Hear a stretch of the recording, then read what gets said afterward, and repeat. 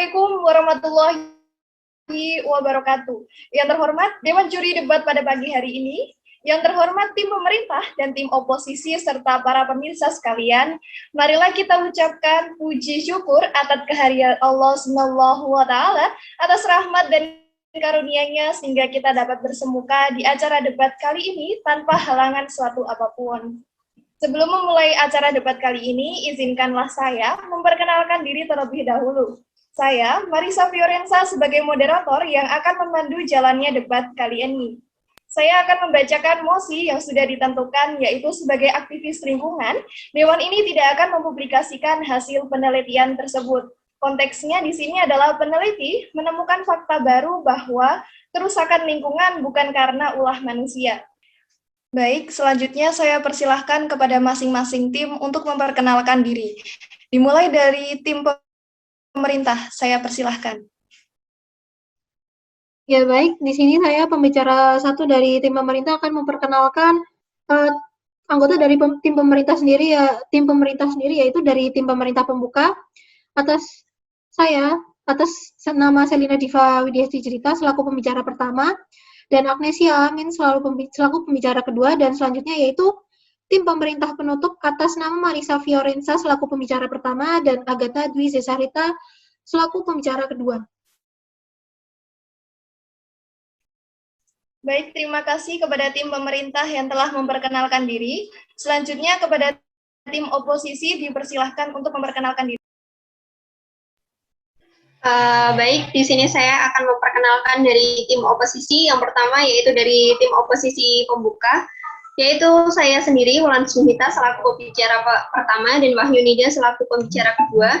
Kemudian yang terakhir dari tim oposisi penutup, atas nama Viola Larasito selaku pembicara pertama, dan Junji Muhammad Harisanda selaku pembicara kedua. Terima kasih. Baik, terima kasih kepada tim oposisi yang telah memperkenalkan diri. Untuk itu, untuk mengefisiensi waktu, maka acara debat dengan mosi sebagai aktivis lingkungan, Dewan ini tidak akan mempublikasikan hasil penelitian tersebut, akan segera dimulai. Saya akan langsung panggilkan pembicara pertama dari tim pemerintah pembuka. Kepada Mbak Selina Diva dipersilahkan untuk menyampaikan pidatonya. Ya baik. Pidato akan saya mulai dalam hitungan 5, 4, 3, 2, 1. Indonesia, kita semua mengetahui bahwasannya Indonesia ini adalah sebuah negara maritim. Negara yang masih memiliki banyak wilayah dengan lingkungan hijau yang masih murni. Dari kalimat tersebut, kita sepatutnya bersyukur karena masih diberi kesempatan untuk tinggal di negara Indonesia ini.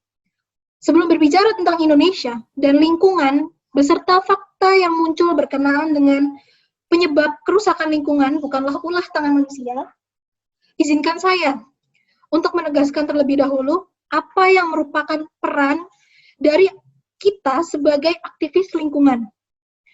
Yang pertama, dan utamanya sebagai aktivis lingkungan, kita harus menjaga lingkungan, melestarikannya dengan baik, terlepas dari apapun penyebab yang berpotensi untuk merusak lingkungan kita. Sudah sepatutnya kita untuk lebih menyayangi lingkungan dan menjaga lingkungan. Yang kedua yaitu melihat pada kenyataannya, fakta yang kita hadapi saat ini, kerusakan bumi mayoritas disebabkan oleh ulah tangan manusia. Ada buktinya, yaitu apa buktinya? Dapat kita saksikan dari hal-hal yang memang ada di sekitar kita. Contohnya, polusi dari asap pabrik dan kendaraan, diakui atau tidak diakui, kandungan asap tersebut telah terbukti memiliki kandungan beracun yang dapat mengotori udara yang kita hirup. Selanjutnya, ada perbuatan membuang sampah sembarangan, terutama sampah dengan bahan dasar plastik.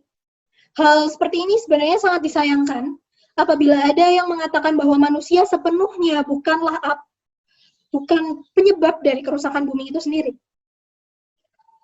Dan selanjutnya yang terakhir yaitu kita sebagai aktivis lingkungan memiliki peran yang sangat penting dalam pempublikasian berita-berita soal kondisi lingkungan yang terbaru.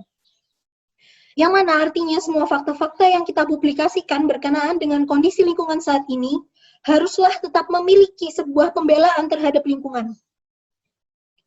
Atau dalam kata lain, berita-berita yang kita beritahukan kepada khalayak seharusnya tetap bersifat melindungi, tetap bersifat memiliki proteksi pada lingkungan itu sendiri. Kita harus bisa memilah dalam pempublikasian isu-isu lingkungan. Yang mana yang sekiranya memiliki benefit kepada lingkungan itu sendiri, dan yang mana yang sekiranya justru akan menjadi bencana untuk lingkungan, dan hal itu sungguh tidak sepatutnya kita publikasikan. Jangan sampai kita sebagai aktivis lingkungan yang seharusnya menjadi pelindung, pendukung, dan pelestari lingkungan justru berbalik menjadi menghancurkan lingkungan karena ulah kita, yaitu kalap sendiri dengan tidak menyaring terlebih dahulu apa yang hendak kita publikasikan.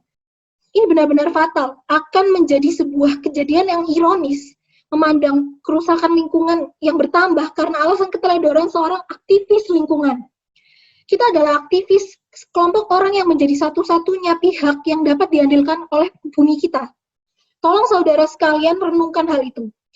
Kita yang jaga alam, kita yang lindungi alam. Jangan sampai seenaknya kita publikasi fakta ini, fakta itu, tanpa memperhatikan, memikirkan dampak panjangnya seperti apa. Begini, saya akan memberi saudara kalian sedikit gambaran sebab musabab dan resiko yang akan terjadi apabila kita sampai salah mengambil langkah. Ditemukan fakta bahwa rusaknya bumi bukan disebabkan oleh manusia. Kita camkan itu terlebih dahulu. Ditemukan fakta. Apabila fakta tersebut benar, dan kita sebagai aktivis lingkungan memutuskan untuk mempublikasi fakta tersebut, bayangkan apa yang pertama muncul di benak orang-orang. Secara manusiawi, mayoritas dari mereka pasti akan berpikir bahwa kerusakan alam selama ini bukan akibat perbuatan mereka semua. Atas pemikiran tersebut, saya sangat yakin akan banyak sekali orang yang kemudian akan lepas tangan menjaga lingkungan dengan mengalihkan kerusakan lingkungan bukan karena manusia. Dan dengan begitu menebang pohon, membuang sampah sembarangan, dan perbuatan-perbuatan pencemaran dan perusakan lingkungan lainnya, selanjutnya akan menjadi hal yang wajar untuk dilakukan oleh orang-orang karena kebanyakan orang berpikir, bukan itu penyebab lingkungan rusak. Lalu bagaimana jika fakta tersebut ternyata hanya ditemukan di sebuah wilayah tertentu, tidak di seluruh penjuru dunia? Bagaimana jika penelitian tersebut ternyata tidak terjadi di setiap tempat yang kita tinggali, hanya di tempat-tempat yang memang di situ ternyata tidak ada manusianya gitu. Seperti tempat-tempat yang hutan belantara itu kan tidak ada penghuninya pun orang-orang yang memang tinggal di dalam hutan tersebut gitu loh. Pempublikasian fakta ini akan menjadi sangat fatal apabila sampai ke orang yang tidak bisa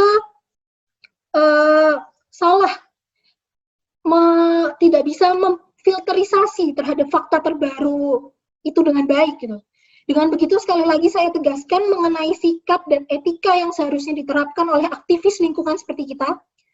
Kondisi lingkungan bukanlah sebuah topik yang main-main, yang tiap-tiap faktanya bisa disebarluaskan begitu saja.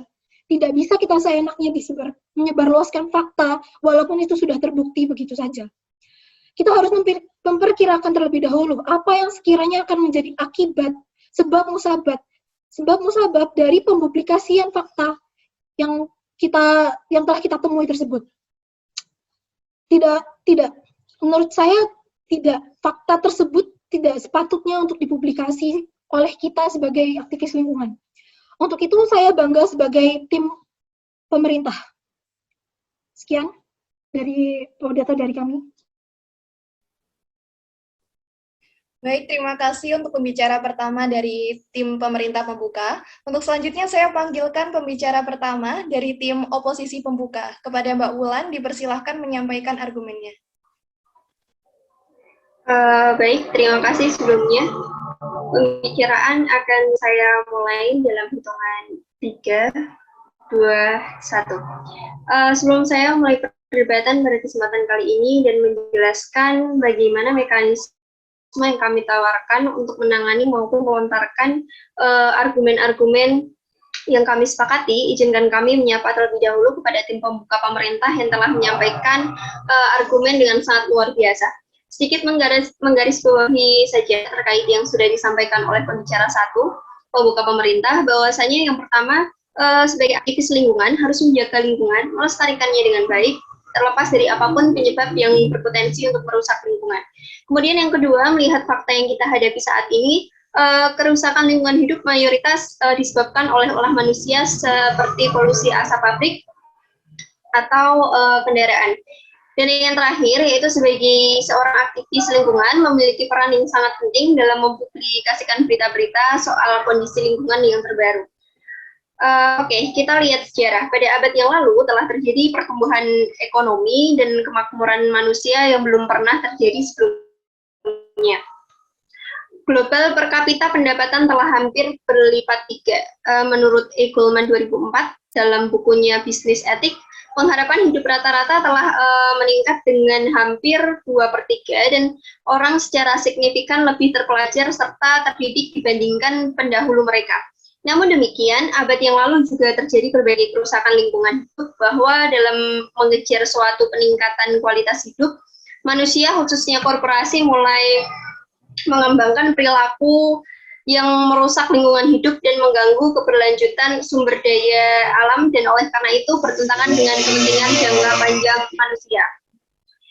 Nah, dengan begitu populasi manusia secara geometris berkembang pesat, sementara daratan panen mengalami erosi, hutan merosot, spesies sedang mengalami pemunahan, suplai air bersih berkurang, perikanan menurun, dan polusi mengancam kesehatan manusia. Secara keseluruhan, masyarakat sedang mengejar pertumbuhan ekonomi dengan mengabaikan kualitas sumber daya alam yang semakin menurun. Sementara pertumbuhan yang dilakukan manusia justru tergantung kepadanya. Nah, pertentangan nyata ini telah mendorong banyak peneliti untuk melakukan penelitian tentang penyebab dan solusi bagi degradasi lingkungan hidup. Dengan adanya penelitian-penelitian yang dilakukan oleh para ahli, menimbulkan banyak perspektif yang berbeda dalam setiap hasil penelitian yang dilakukan, seperti menemui hasil bahwa kerusakan lingkungan dapat disebabkan oleh manusia, bahwa disebabkan oleh manusia, bahkan alam itu sendiri. Dengan hasil penelitian yang menemui hasil yang berbeda-beda ini, maka tidak dapat dijadikan satu arah sebagai kiblat penentu dari penyebab kerusakan lingkungan hidup. Tim oposisi sendiri berpendapat bahwasanya kerusakan lingkungan hidup bukanlah karena faktor manusia saja, melainkan terdapat faktor lain seperti alam, yang dimana kita sebagai manusia tidak dapat memprediksi hal tersebut kapan terjadi. Nah, seperti yang sudah disampaikan sebelumnya, bahwa sadar atau tidak sadar manusia juga ikut andil dalam kerusakan lingkungan hidup. Dan hal itu tercover dari teknologi dan kegiatan ekonomi serta tingkah laku dan budaya manusia itu sendiri. Tim oposisi pun menggolongkan beberapa aspek yang menjadikan lingkungan hidup rusak, antara lain yang pertama, pertumbuhan populasi manusia yang begitu pesat sehingga terjadi ketidakseimbangan hubungan timbal balik antara lingkungan hidup dengan manusia. Kemudian yang kedua, yaitu konsumsi yang berlebih terhadap sumber daya alam, hutan, perikanan, sungai, dan sebagainya. Nah, dalam hal ini kami sepakat bahwa hal ini tersebut merupakan ulah manusia yang seperti sudah menjadi suatu kebutuhan dalam hidup mereka. Kemudian yang ketiga, yaitu polusi udara, air, dan daratan yang dimana dapat terjadi akibat ulah manusia maupun alam. Contohnya, kebakaran hutan akibat kemarau panjang menimbulkan polusi udara. Hal tersebut terjadi murni karena merupakan bencana alam. Nah, sedangkan asap kendaraan, cerobong asap pabrik, dan lain sebagainya merupakan pencemaran lingkungan hidup yang disebabkan oleh manusia. Dengan adanya bencana-bencana yang terjadi di lingkungan tempat tinggal manusia, harusnya kita sebagai manusia juga mawas diri dan melakukan yang namanya langkah untuk mengantisipasi bencana tersebut. Lalu bagaimana caranya? Yang pertama, tentu kita harus melek terhadap keadaan sekitar, harus sadar bagaimana keadaan lingkungan hidup tempat tinggal kita, apakah pencemaran atau kerusakan lingkungan yang terjadi di sekitar kita. Kemudian yang kedua, kita harus kreatif. Kreatif di sini dimaksudkan untuk mengatasi permasalahan yang ada di sekitar kita. Dengan mengkaji permasalahan yang terjadi, kita diharapkan dapat mengatasi hal tersebut. Kemudian yang ketiga, mengenai hasil penelitian yang oleh para ahli, menurut tim oposisi sendiri sangat-sangat perlu untuk dipublikasikan kepada masyarakat. Kenapa? Alasannya karena hal tersebut dapat menjadi bahan edukasi untuk menambah wawasan masyarakat, sehingga masyarakat menjadi tahu apa yang harus dilakukan untuk kedepannya. Terlepas apakah penelitian itu mengkaji fakta penyebab kerusakan lingkungan yang diakibatkan oleh manusia atau disebabkan oleh hal lainnya. Karena menurut kami dalam konteks ini, masyarakat perlu dilibatkan sebagai fondasi awal untuk menunjang berlangsungnya keseimbangan hidup di lingkungan tempat tinggal mereka. Bahkan dengan hasil penelitian yang dilakukan oleh para ahli, dapat menjadi bahan pertimbangan bagi manusia untuk menyadari dan peka terhadap lingkungan sekitar, sehingga nantinya masyarakat mampu mengantisipasinya agar kerusakan lingkungan tidak berkepanjangan. Baik, mungkin cukup itu saja yang dapat saya sampaikan. Terima kasih. Saya kembalikan ke moderator. Baik, terima kasih untuk pembicara pertama dari tim oposisi pembuka. Untuk selanjutnya saya panggilkan pembicara kedua dari tim pemerintah pembuka, kepada Mbak Agnes. Dipersilahkan menyampaikan pidatonya. Ya, terima kasih Mbak Marisa atas kesempatannya. Izinkan saya menyampaikan argumen dari tim pemerintah. Kemudian interupsi bisa dilakukan dengan menyalakan mic, karena saya tidak akan membuka pesan yang disampaikan melalui chat Zoom. Saya akan memulai argumen saya dalam 3, 2, 1. Saya tetap berpendapat setuju dengan mosi yang menyebutkan bahwa aktivis lingkungan Dewan ini tidak akan mempublikasikan penelitian tersebut. Saya akan kembali menegaskan apa yang telah disampaikan oleh pembicara satu tim pemerintah, bahwa sebenarnya di sini manusia itu dapat melestarikan alam dengan menjaga alam tanpa melihat faktor penyebab kerusakannya. Kemudian, kerusakan lingkungan di sini memang disebabkan oleh berbagai faktor. Namun, pada intinya, faktor yang sangat mempengaruhi adalah manusia. Misalnya saja polusi udara. Saya ambil contoh, yaitu polusi udara di daerah perkotaan. Polusi udara di daerah perkotaan ini merupakan akumulasi dari berbagai sumber, mulai dari kendaraan dan lalu lintas, kegiatan industri hingga pembangkit listrik tenaga batubara yang sangat berpolusi. Menurut CREA atau Center for Research on Energy and Clean Air, rata-rata setiap tahun sebanyak 38.000 orang Indonesia diperkirakan meninggal karena infeksi pernapasan bagian bawah. Setiap 3.000 hingga 6.000 dari angka kematian tersebut dapat dihindari dengan udara yang lebih bersih. Ini jelas bahwa manusia itu lebih berdampak daripada alam. Alam merupakan hal lain yang dapat merusak lingkungan, seperti contohnya angin puting beliung yang merusak dengan memporak-porandakan lingkungan, serta gunung meletus yang mengeluarkan lava panas. Akan tetapi, kondisi tersebut tidak lebih sering terjadi atau tidak lebih banyak dibandingkan kerusakan lingkungan karena ulah manusia. Sebenarnya, tanpa dipublish pun, manusia juga bisa melihat dan mengerti bahwa hal itu dapat menimbulkan rusaknya lingkungan.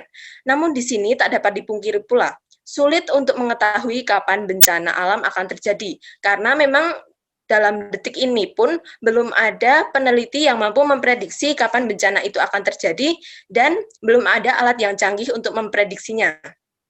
Kemudian, mengapa peneliti tidak mempublikasikan suatu penelitian yang telah ditelitinya, meskipun penelitian tersebut memakan waktu yang lama?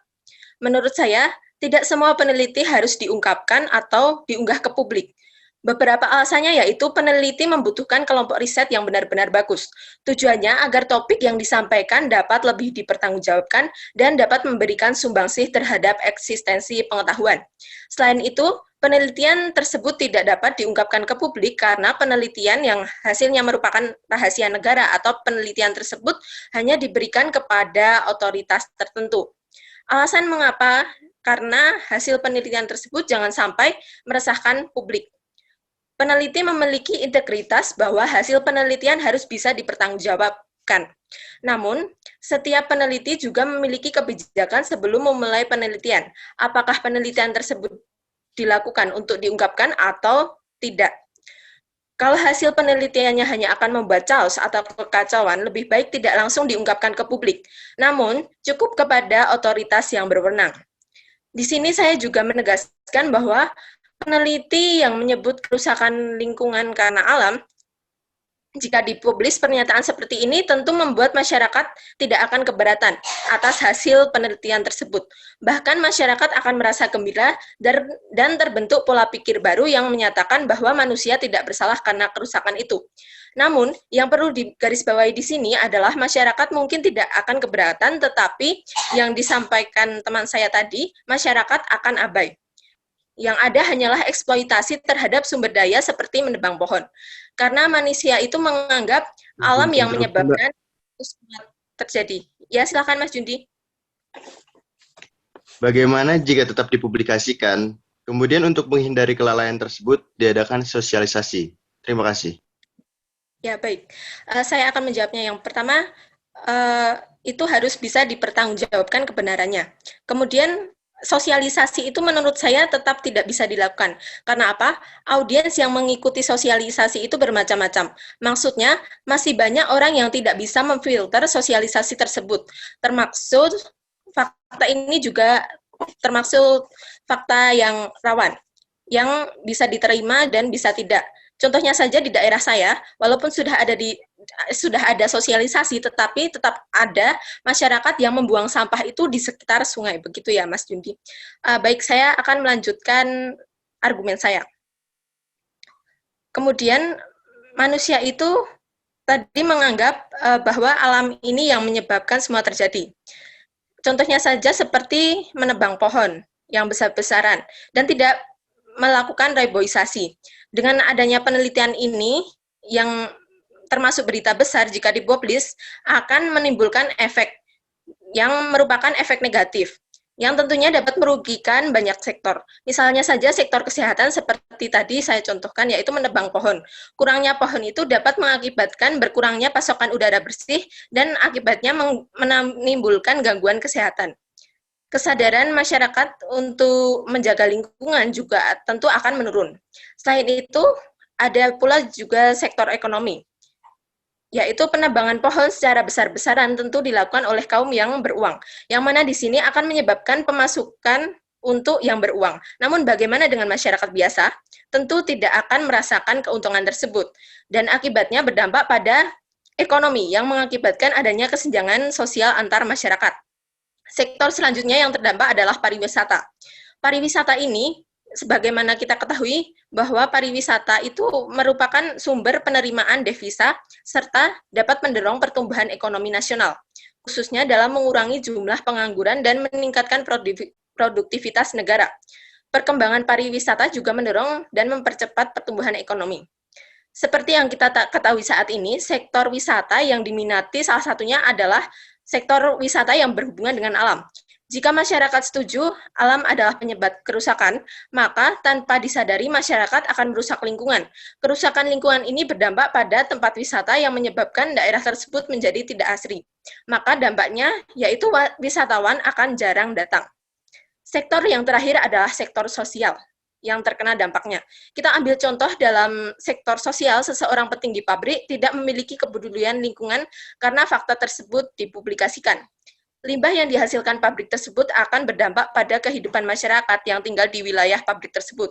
Dengan seperti ini, itu akan menimbulkan keras yang terjadi antara petinggi pabrik dan masyarakat sekitar, dan kehidupan masyarakat sekitar juga akan terganggu. Dengan begitu, sekali lagi kami tegaskan bahwa penelitian mengenai kerusakan alam bukanlah suatu hal yang sepele, karena alam ini berkaitan langsung dengan tempat kita tinggal. Tidak semua fakta dari penelitian harus dipublikasikan, karena kita harus melihat dampaknya, termasuk dampak negatif yang ditimbulkan, yang akhirnya berakibat kepada kerusakan lingkungan. Untuk itu, saya bangga menjadi tim pemerintah. Terima kasih, saya kembalikan kepada moderator. Baik, terima kasih untuk pembicara kedua dari tim pemerintah pembuka. Untuk yang selanjutnya, saya panggilkan pembicara kedua dari tim oposisi pembuka. Kepada Mbak Nida, dipersilahkan untuk menyampaikan. Baik, argumen akan saya sampaikan dalam hitungan 3, 2, 1. Baik, di sini saya sebagai tim oposisi pembuka kedua yang setuju akan pempublikasian hasil penelitian yang di dalam penelitian tersebut terdapat fakta bahwa kerusakan lingkungan bukan karena ulah manusia. Tanggapan tim oposisi atas argumen yang dipaparkan oleh tim pemerintah pembuka kedua yang tadi disampaikan oleh Mbak Agnes bahwa terdapat juga dampak negatif selain dampak positif yang nantinya akan ditimbulkan dalam pempublikasian penelitian. Nah, memang semua penelitian tentunya mempunyai dampak negatif dan dampak positif di dalamnya. Akan tetapi, jika pempublikasian penelitian yang dilakukan oleh Dewan Aktivis Lingkungan ini mempunyai dampak positif bagi masyarakat dan mempunyai manfaat juga bagi masyarakat. Tentunya penelitian ini maka perlu untuk dipublikasikan. Penelitian ini juga tidak menyalahkan atau bahkan membawa hal buruk bagi masyarakat tersebut. Bahkan dengan pempublikasian penelitian ini juga nantinya masyarakat mempunyai kesadaran akan menjaga kondisi lingkungan di sekitarnya. Untuk mengurangi risiko terjadinya bencana alam yang nantinya mengakibatkan kerusakan lingkungan. Tadi tim pemerintah pembuka kedua juga memaparkan bahwa Dewan Aktivis Lingkungan mempunyai hak untuk memilih mempublikasikan penelitian atau juga mempunyai hak untuk tidak mempublikasikan penelitian.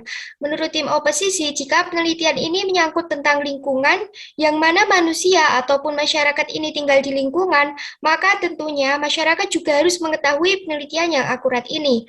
Hal tersebut dikarenakan dalam mengatasi permasalahan yang nantinya akan terjadi ke depannya pada kerusakan lingkungan, tentunya masyarakat harus ikut berpartisipasi dalam mengatasi permasalahannya. Seperti masyarakat dapat memberikan opini atau pendapat mereka untuk keluar dari permasalahan tersebut, karena masyarakat tentunya lebih mengenal lingkungannya. Jika penelitian ini tidak dipublikasikan, maka masyarakat tidak mengetahui hal tersebut, membuat masyarakat tidak dapat membantu dalam memecahkan permasalahan tentang kerusakan lingkungan di sekitarnya. Tidak mungkin kan untuk pemerintah saja yang mengatasi masalah yang akan terjadi ke depannya tanpa bantuan dari masyarakat yang notabene tinggal di lingkungan. Jadi sekali lagi penelitian ini menurut tim oposisi perlu untuk dipublikasikan. Mempublikasikan hasil penelitian merupakan kegiatan yang sangat penting dalam rangkaian proses penelitian sosial budaya.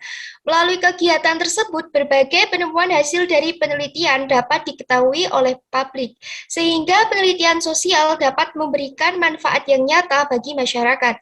Pada penelitian ini disebutkan bahwa kerusakan lingkungan bukan karena ulah manusia. Nah, pada hal ini maka dapat disimpulkan bahwa penelitian ini tentunya berisi sebuah fakta tentang kerusakan lingkungan yang disebabkan oleh peristiwa alam sendiri. Kerusakan lingkungan dapat terjadi secara alami tanpa campur tangan atau peranan manusia. Terdapat salah satu artikel yang saya baca yang di dalamnya mengatakan bahwa kerusakan lingkungan hidup adalah proses deteriorasi atau penurunan mutu lingkungan. Kerusakan lingkungan hidup oleh faktor alam disebabkan karena terjadinya gejala atau peristiwa alam yang terjadi secara hebat, sehingga mempengaruhi keseimbangan lingkungan hidup. Beberapa peristiwa alam yang dapat mempengaruhi kerusakan lingkungan antara lain letusan gunung berapi, gempa bumi, tanah longsor, banjir, badai, kemarau panjang atau kekeringan, dan tsunami. Nah, di setiap peristiwa alam yang terjadi ini tentunya kita tahu bahwa bencana alam mempunyai dampak negatif yang nantinya akan mengakibatkan kerusakan lingkungan.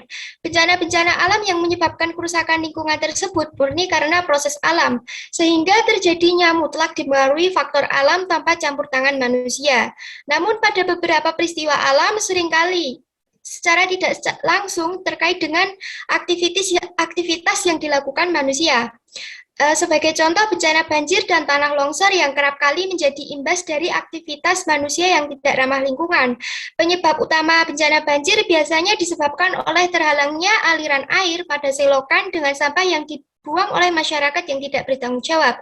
Tanah longsor pun juga selain disebabkan oleh erosi tanah karena gempa, tanah longsor juga dapat disebabkan oleh penebangan pohon pada dataran tinggi yang nantinya menyebabkan tidak ada pohon yang menyerap air saat hujan dan menyebabkan tanah longsor. Selain itu, terdapat juga selain bencana banjir dan tanah longsor, manusia juga terlibat pada bencana alam kekeringan. Hal tersebut bisa dipicu karena aktivitas manusia yang sekarang ini banyak juga banyak yang membangun gedung-gedung yang luas dan mengakibatkan kurangnya serapan air pada tanah dan akhirnya mengakibatkan sering terjadinya kekeringan. Nah, di sini kita mengetahui bahwa manusia atau masyarakat juga terlibat dari beberapa bencana alam tersebut. Dengan mempublikasikan penelitian ini, tentunya nanti masyarakat akan mempunyai kesadaran mereka untuk menjaga lingkungannya, yakni untuk tidak menimbulkan bencana alam seperti banjir ataupun kekeringan dengan tidak membuang sampah dan boros air serta melakukan penghijauan. Nah, jadi sekali lagi kami tim oposisi setuju untuk Dewan Aktivis Lingkungan mempublikasikan hasil penelitiannya dengan alasan banyak manfaat yang diterima baik untuk pihak pemerintah maupun masyarakat, serta untuk membangun kesadaran masyarakat dalam menjaga kondisi lingkungan mereka. Kami tim oposisi juga berargumen bahwa walaupun penelitian ini menyebutkan bahwa kerusakan lingkungan bukan karena ulah manusia, tetapi terdapat juga beberapa ulah manusia yang menyebabkan peristiwa alam atau bencana alam yang mengakibatkan kerusakan lingkungan. Kemudian kelompok oposisi juga berargumen bahwa jika penelitian ini tidak dipublikasikan, maka dapat kita tinjau dari tujuan awal penelitian ini dilakukan untuk apa? Bukankah untuk mengetahui pengetahuan atau penemuan baru yang nantinya perlu diketahui oleh masyarakat umum? Jika Dewan Aktivis Lingkungan tidak mempublikasikannya, maka penelitian ini sebenarnya tujuannya untuk apa? Apakah untuk disimpan oleh pihak Dewan Aktivis Lingkungan saja? Mungkin itu saja yang saya sampaikan. Terima kasih, saya kembalikan ke moderator. Baik, terima kasih untuk pembicara kedua dari tim oposisi pembuka. Untuk yang selanjutnya, saya panggilkan pembicara pertama dari tim pemerintah penutup. Kepada Mbak Marisa, dipersilahkan untuk menyampaikan pidato.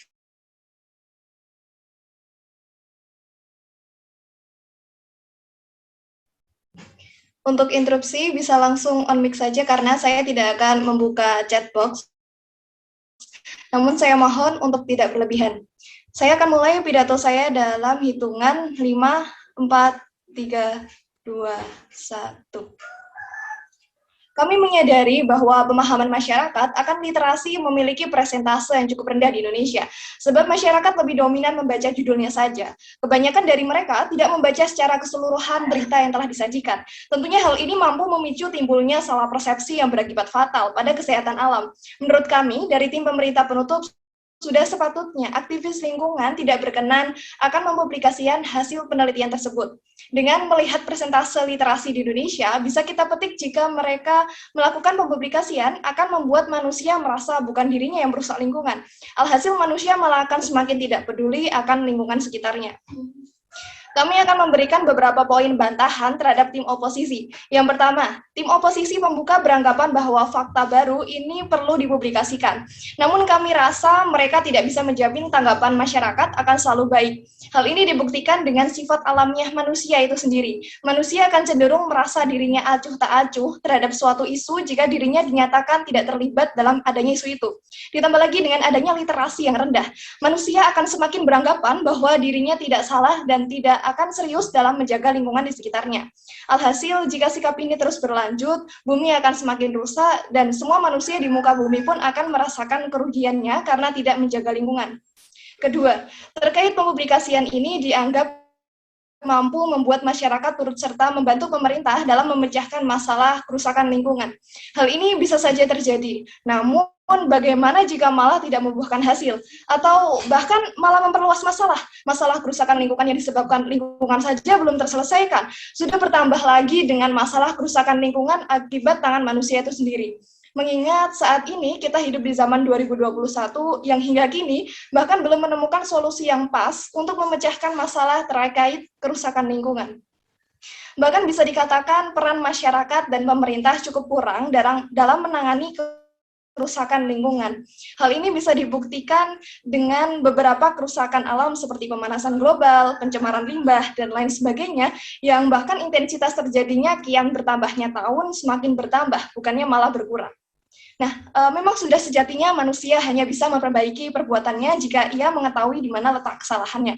Dengan ini secara jelas membuktikan pentingnya tidak dilakukan publikasian fakta baru, agar manusia tidak hanya menyalahkan proses alam jika terjadi kerusakan alam dan berakibat acuh tak acuh pada kesehatan alam. Ketiga, tim oposisi pembuka beranggapan bahwa kerusakan lingkungan disebabkan oleh proses alam.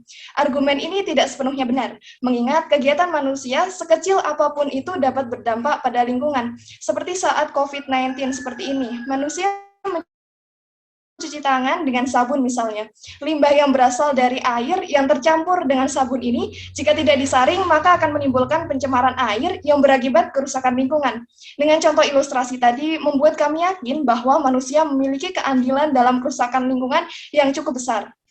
Kami menyadari bahwa tidak semua kerusakan lingkungan berasal dari tangan manusia. Namun dibandingkan dengan proses alam itu sendiri, persentase kerusakan lingkungan lebih banyak diakibatkan oleh tangan manusia.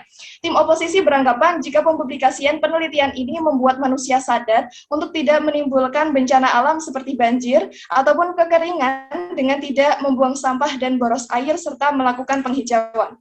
Namun kami rasa itu jarang bisa terjadi, mengingat dengan pempublikasian jika manusia tidak bersalah, tentu saja malah membuat mereka semakin tidak peduli dengan alam. Sedikit kita temui manusia yang tetap menjaga lingkungan ketika diberitahu jika kerusakan lingkungan bukan salah manusia. Di sini saya akan memberikan beberapa alasan jika manusia tidak boleh tahu jika kerusakan lingkungan bukan disebabkan oleh dirinya. Menurut data yang saya ambil dari sebuah jurnal, ada 3 penyebab terjadinya kerusakan lingkungan pada skala masif yang berkaitan dengan manusia, yaitu yang pertama, tidak terkendalinya nilai-nilai keserakahan yang mengiring kegiatan pembangunan ekonomi yang berwatak kapitalistik atau rakus. Nilai-nilai keserakahan yang tidak terkendali inilah yang mengantarkan bangsa Indonesia meluncur sebagai bangsa yang korup dan mengiring pada jalur pemusnahan bersama. Kedua, tidak mampunya kalangan berpengetahuan meyakinkan penyelenggara negara untuk membangun masyarakat mandiri yang cerdas, smart civil society, yang menempatkan aspek pengelolaan lingkungan secara kolektif pada posisi yang strategis. Yang ketiga, relatif besarnya kelompok lapisan masyarakat miskin yang kehidupannya sangat bergantung pada sumber daya alam dan lingkungan, khususnya lahan untuk kegiatan pertanian substansi. Yang baru saja saya paparkan mengenai penyebab terjadinya kerusakan lingkungan pada skala masif yang berkaitan dengan manusia. Berkaca dari pembahasan ini, jika manusia dinyatakan tidak bersalah, maka bukan hal mustahil jika mereka malah semakin melakukan kegiatan-kegiatan di atas yang tentunya malah memperburuk keadaan. Jika hal ini berlanjut, aktivis lingkungan hanya memiliki sedikit kuasa mengenai pemberhentian aktivitas tadi. Mungkin bisa saja para mafia-mafia dalam hal yang berkedok sebagai pembangunan, tapi malah melakukan kerusakan lingkungan. Apalagi mengingat kondisi hukum yang tumpul ke atas, maka akan bertambah tumpul lagi. Mereka akan berdalih jika kerusakan lingkungan bukan karena ulah mereka, tapi karena proses alam, tepat seperti hal yang dipublikasikan oleh aktivis lingkungan. Alhasil, pempublikasian ini malah bisa menjadi bumerang bagi aktivis lingkungan. Oleh karenanya, kami rasa tindakan aktivis lingkungan sudah tepat untuk menghindari kemungkinan hal buruk yang terjadi di masa mendatang. Menjawab pertanyaan yang dilayangkan oleh tim oposisi terkait tujuan dari penelitian ini. Jika bukan untuk dipublikasikan, maka untuk apa? Kami mengindikasikan jika peneliti melakukan penelitian terkait kerusakan lingkungan untuk menuntaskan rasa keingintahuan mereka. Kebanyakan dari mereka sudah memperoleh pengetahuan atau penemuan baru tidak akan membagi kepada khalayak umum dengan mempertimbangkan berbagai aspek. Sejatinya, para peneliti setelah menemukan fakta baru terkait penyebab kerusakan lingkungan, tidak serta-merta langsung membagikannya, karena mereka belum meyakini jika fakta baru ini benar-benar valid. Yang ditakutkan terjadi kesalahan identifikasi isu, sehingga para peneliti ini atau aktivis lingkungan menyimpan hasil penemuan baru ini yang nantinya akan dipergunakan untuk bahan penelitian selanjutnya. Kerusakan lingkungan sendiri sebenarnya bisa diperlambat dengan cara manusia mengetahui bahwa ia merupakan salah satu penyebab kerusakan lingkungan itu sendiri. Secara otomatis, ketika mereka mengetahui bahwa ini merupakan tanggung jawab mereka, maka mereka akan mulai mencoba melakukan perubahan. Namun berbeda halnya jika aktivis lingkungan mengemukakan bahwa manusia tidak berperan dalam kerusakan lingkungan, membuat mereka bukannya semakin gencar menjaga lingkungan, tapi malah abai dengan lingkungannya. Sungguh disayangkan jika ini terjadi. Oleh karena itu, menurut tim kami, langkah yang diambil diambil oleh aktivis lingkungan sudah tepat. Atas semua alasan itu, kami bangga untuk mendukung mosi ini. Sekian dari saya, terima kasih. Baik, terima kasih untuk pembicara pertama dari tim pemerintah penutup. Saya akan selanjutnya, saya panggilkan pembicara pertama dari tim oposisi penutup. Kepada Mbak Viola, dipersilakan menyampaikan pidatonya. Baik, sebelumnya untuk interupsi bisa disampaikan secara langsung dengan mengatakan interupsi karena saya tidak akan membuka chat Zoom. Pidato akan saya mulai dalam hitungan 3, 2, 1. Seperti yang sudah disinggung oleh pembicara pertama dan pembicara kedua dari tim oposisi, bahwa dengan mempublikasikan hasil penelitian dapat menjadi bahan edukasi untuk menambah wawasan masyarakat, sehingga masyarakat menjadi tahu apa yang harus dilakukan untuk kedepannya. Terlepas hasil penelitian membuktikan pihak mana yang menjadi penyebab kerusakan lingkungan, serta tadi juga sudah disampaikan bahwa peran masyarakat sangat dibutuhkan dalam mengatasi permasalahan yang nantinya akan terjadi ke depannya pada kerusakan lingkungan. Tentunya masyarakat harus ikut berpartisipasi dalam mengatasi permasalahannya. Di sini saya akan menegaskan argumen dari tim oposisi dan memberikan argumen lain. Baik, kembali lagi mengingat bahwa lingkungan adalah segala sesuatu yang ada di sekitar manusia, mulai dari itu yang bernyawa maupun yang tidak bernyawa, berkaitan langsung dan mempengaruhi kehidupan manusia, sehingga masyarakat sendiri seharusnya perlu tahu keadaan ataupun kondisi sekitarnya, khususnya jika terjadi masalah atau kerusakan lingkungannya, baik itu dari ulahnya sendiri maupun dari faktor lain. Dengan demikian, masyarakat dapat mengerti dan memahami tindakan dan langkah yang akan ditempuh untuk mengurangi kerusakan lingkungan yang ada. Izin menanggapi argumen dari tim pemerintah. Tadi tim pemerintah mengatakan bahwa pempublikasian tidak bisa diyakini 100% bisa membantu menyelesaikan permasalahan lingkungan. Menurut kami, kemungkinannya tidak begitu besar setiap solusi akan menyelesaikan masalah secara maksimal hingga 100%. Tetapi bukan hal yang salah untuk mencoba melakukan usaha dan mencoba tiap solusi yang ada semaksimal mungkin. Sama halnya ketika kita mempublikasikan hasil penelitian agar masyarakat tahu dan memberikan masyarakat kesempatan untuk terlibat dalam solusi kerusakan lingkungan yang ada. Sebagai aktivis lingkungannya bijak tentunya membutuhkan partisipasi tokoh masyarakat untuk mengelola dan melestarikan lingkungan sekitarnya. Sebagaimana termuat dalam pasal 3 Undang-Undang Nomor 32 Tahun 2009 tentang perlindungan dan pengelolaan lingkungan hidup yang selanjutnya disingkat dengan UU PPLH adalah menjamin pemenuhan dan perlindungan hak atas lingkungan hidup sebagai bagian dari hak asasi manusia. Ada 8 hak yang diakui dalam UU PPLH dan 4 diantaranya dapat menjadi alasan mengapa hasil penelitian harus dipublikasikan karena masyarakat berhak tahu kondisi lingkungan hidupnya. Yang pertama pada poin yang ketiga, hak akses informasi. Yang kedua, pada poin yang keempat, hak akses partisipasi. Yang ketiga, pada poin keenam, hak untuk berperan dalam perlindungan dan pengelolaan lingkungan hidup. Yang keempat, pada poin yang ketujuh, hak untuk melakukan pengaduan akibat dugaan pencemaran dan atau perusakan lingkungan hidup. Dari keempat poin hak yang diakui dalam UU PPLH tersebut seharusnya dapat menjadi pertimbangan dan alasan yang kuat mengapa hasil penelitian harus dipublikasikan sehingga masyarakat dapat mengetahui permasalahan lingkungan yang ada. Terkait dengan hak dan peran masyarakat yang memiliki hak akses partisipasi, ada 2 peran masyarakat yang dapat kita kaitkan untuk menemukan alternatif solusi bersama kerusakan lingkungan ini.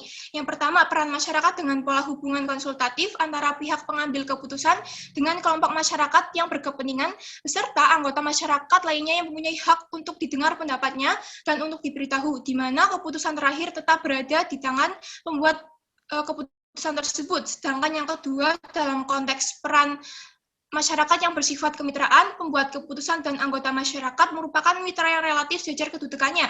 Mereka bersama-sama membahas masalah, mencari alternatif, pemecahan masalah, dan membahas keputusan.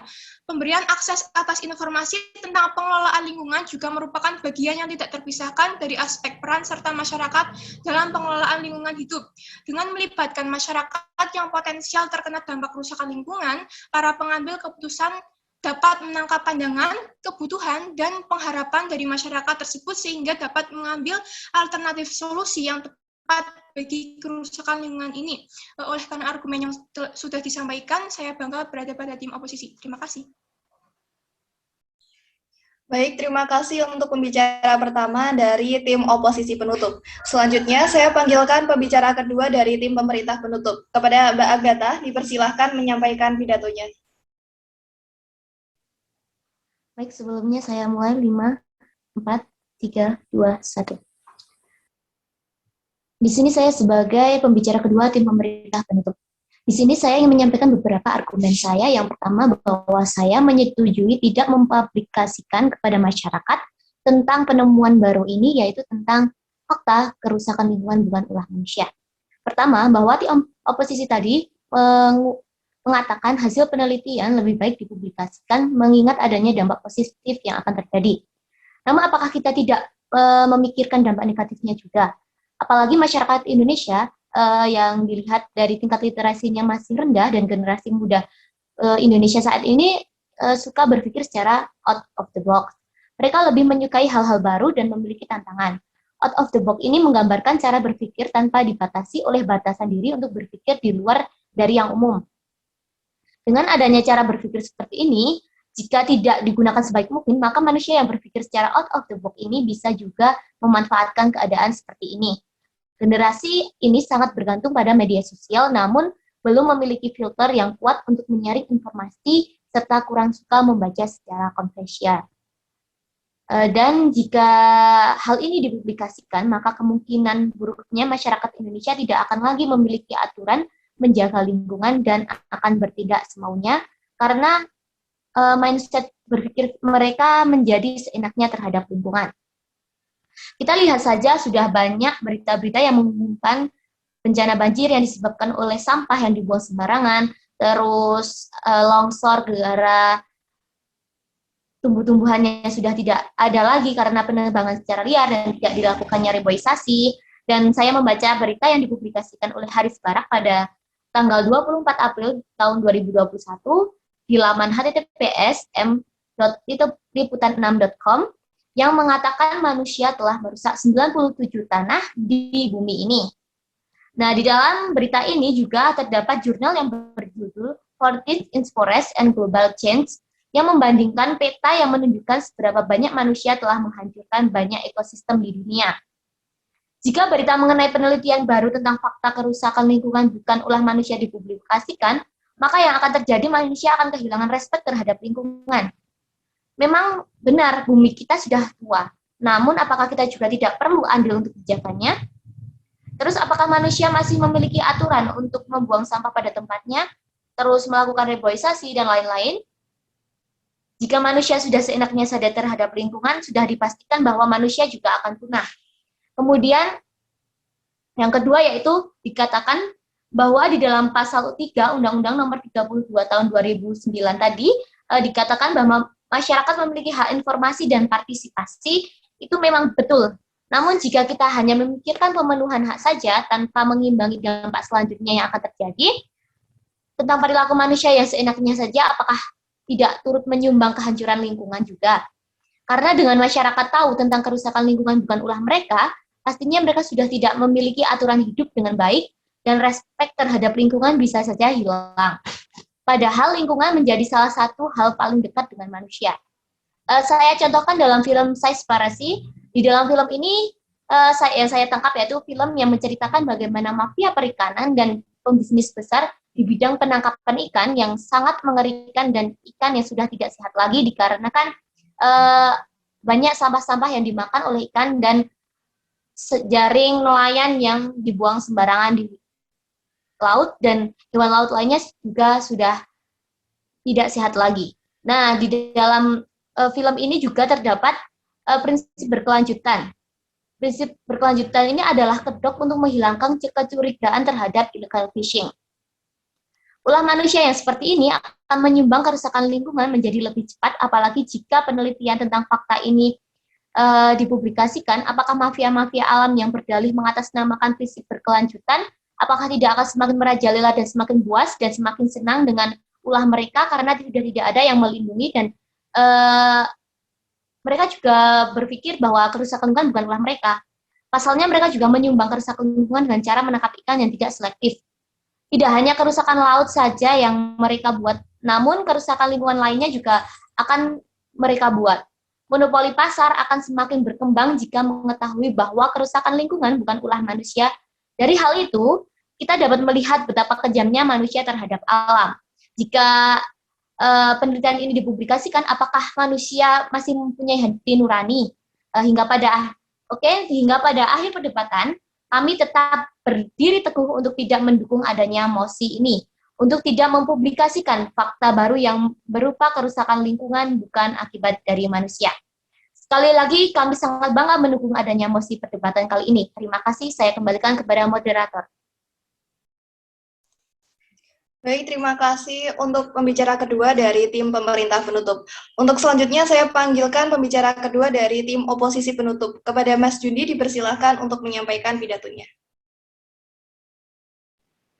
Baik, saya akan mulai dalam 5, 4, 3, 2, 1.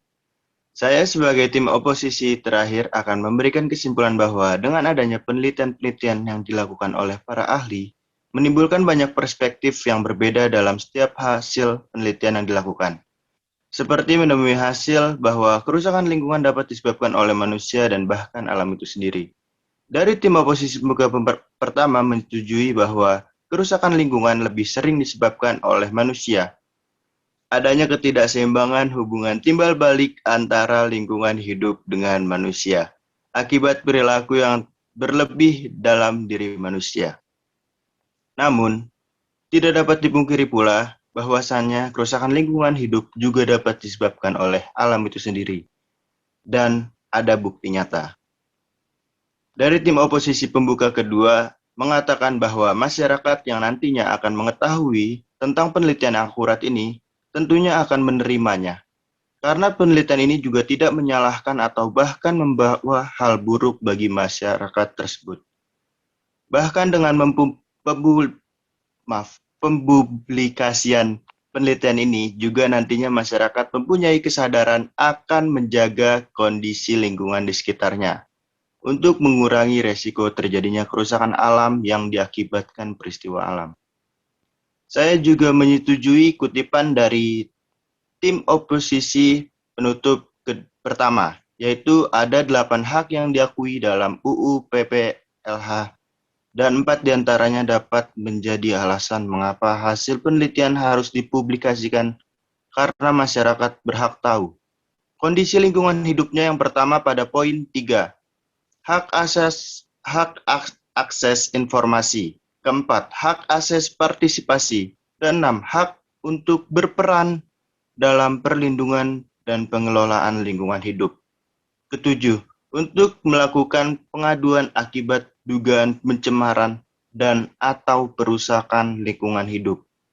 Dari keempat poin, hak yang diakui dalam UU PPLH tersebut seharusnya dapat menjadi pertimbangan dan alasan yang kuat mengapa hasil penelitian harus dipublikasikan, sehingga masyarakat dapat mengetahui permasalahan lingkungan yang ada.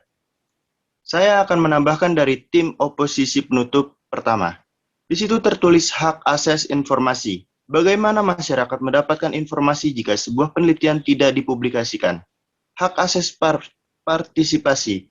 Bagaimana masyarakat dapat berpartisipasi jika tidak mengetahui informasi tersebut? Dan saya akan menarik kesimpulan bahwa pempublikasian suatu penelitian adalah suatu hal yang berguna, membuat masyarakat paham akan masalah apa yang sedang terjadi, dan bahkan masyarakat akan ikut serta memperbaiki suatu masalah tersebut. Terima kasih. Saya akan kembalikan ke moderator. Baik, terima kasih untuk pembicara kedua dari tim oposisi penutup. Selanjutnya saya akan menyampaikan kesimpulan dari tim pemerintah. Menurut tim pemerintah, apabila hasil penelitian ini dipublikasikan, maka akan menciptakan kegaduhan di masyarakat umum dan menimbulkan perbedaan pendapat antar masyarakat, sehingga itu akan membuat kegaduhan di masyarakat. Sedangkan kesimpulan dari tim oposisi adalah apabila hasil penelitian ini tidak dipublikasikan, maka semua elemen masyarakat tidak akan mengetahui informasi mengenai hasil penelitian, sehingga hasil penelitian tersebut tidak mampu dimanfaatkan secara optimal. Baiklah, saya ucapkan terima kasih kepada seluruh pembicara yang telah menyampaikan pidatonya. Demikian debat dengan mosi sebagai aktivis lingkungan, Dewan ini tidak akan mempublikasikan hasil penelitian tersebut telah selesai.